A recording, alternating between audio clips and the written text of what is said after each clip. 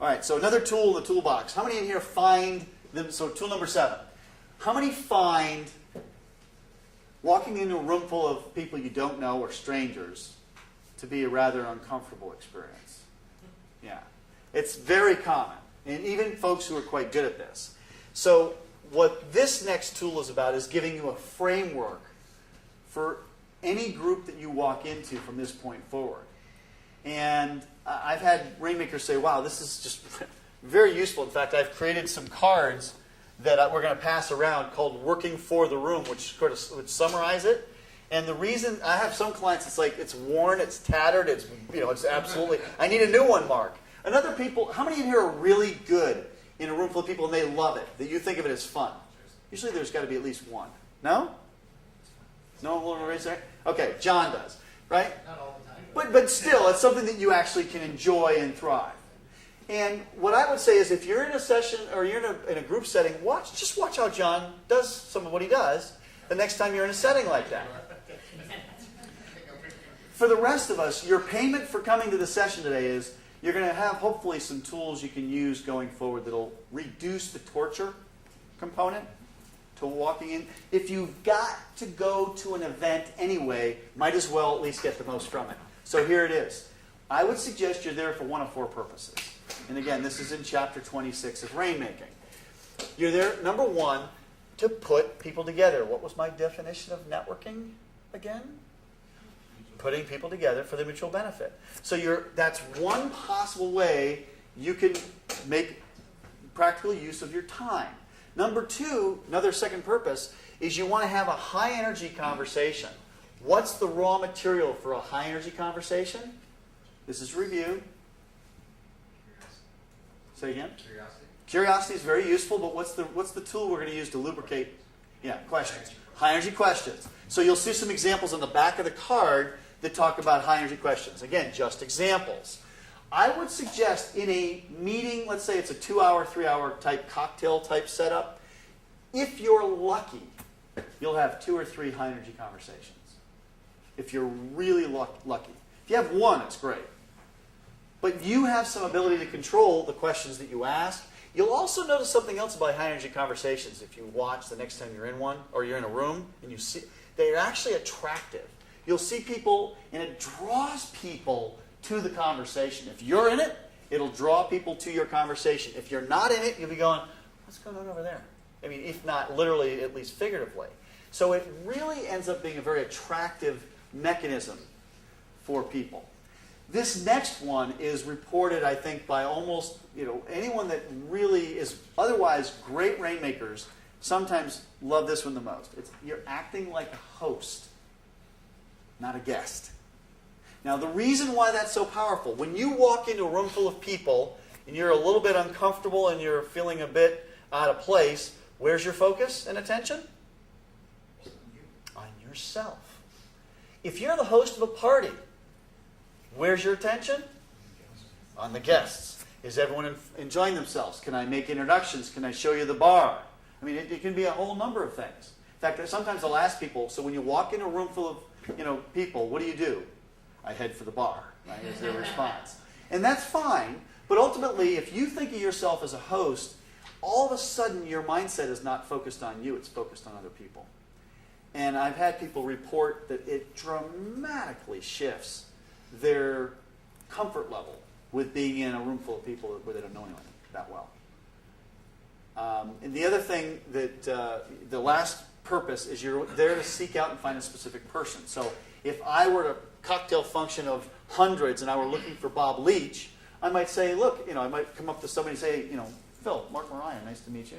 Have you seen Bob Leach? And if Phil has seen him, he can then be a quick conduit to my eventually connecting with him. And if, for whatever reasons, and I know this would not be possible, but if for whatever reasons, the conversation I was having with Phil was not a whole lot of fun, and he was treating me like I was the last life preserver on the Titanic, that would be my exit strategy that, I've promised myself I'm going to meet Bob before the evening is over, so if you excuse me, if you see him, would you let him know I'm looking for him? It gives you an exit strategy for people. What's that? So you get company. No. Actually, thank you for raising this. Never, never, never, never, never would I suggest you ever do this as a ruse. It's either legitimate or you just don't have that tool in your arsenal. Or use Bob Leach. Well, yeah, Bob Leach is the answer. Yeah. It's at all events everywhere. Well, but the reality, though, is this. Here's the thing. If you can think back to the last group event or the next one you've got, could at least one of these work where you could at least walk in with that as your purpose? And see, what I find is that as long as you're clear about what you're doing there, great. I've had people who hate this so much that as their coach, they go, "Oh, Mark, I got to go to this event, and I hate this stuff." Okay, well then tell you what, we're going to give you a quick way to exit. Meet 2 people, and you can leave. Really? Yeah, really. Now, what's interesting is sometimes they meet 2 people and they don't want to leave. Other times they meet 2 people and they leave. But that way, when you give yourself, and that part of what we're going to talk about is metrics too. So you can have metrics at any level, whether it's in a room full of people. But to me, the thing is, working the room has incredibly negative connotations. Right? I'm looking for my next victim. Right? I'm trying to make quick connection and then look for who I want. Well, if you're doing a level 1 networking thing, that's right. We're working for the room. How can I help the people in this room tonight before I leave? That's a very different mindset. And when you approach it with that mindset, it's a whole lot more tolerable.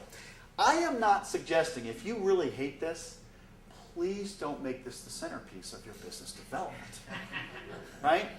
But if you have to go to an event anyway, this is a way of at least making it more tolerable. Less torture, some have described it as. But it's a tool. Okay, questions on this one? How many have something in the next week where they can actually put this to practice? I would love, again, an email. Tried it, didn't work, tried it, was great, or everything in between. We'd love to hear your feedback. We're going to the same event. What's that? We're going to the same event. Are you really? We're on each other. Well, and you can also, that's the other thing I would also urge, you can actually have somebody who you're there with. Now, sometimes it's useful to make some introductions to people you come with, but it's oftentimes valuable to have a wingman, as it were, have somebody to come with you.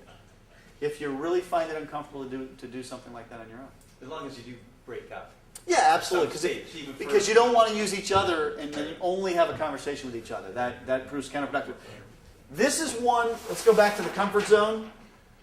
I promise you, with a lot of you, you're going to want to stay right there.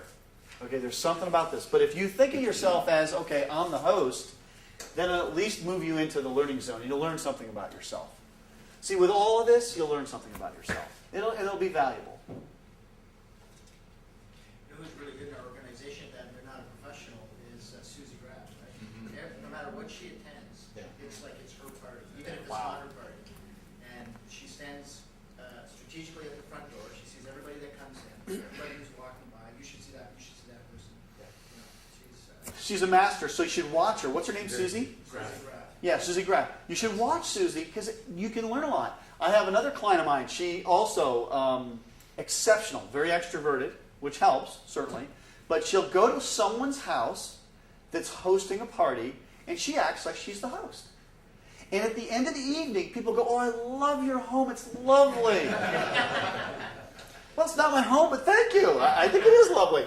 But if you can get to that place with other people, then you know you're really operating at the level that Susie does.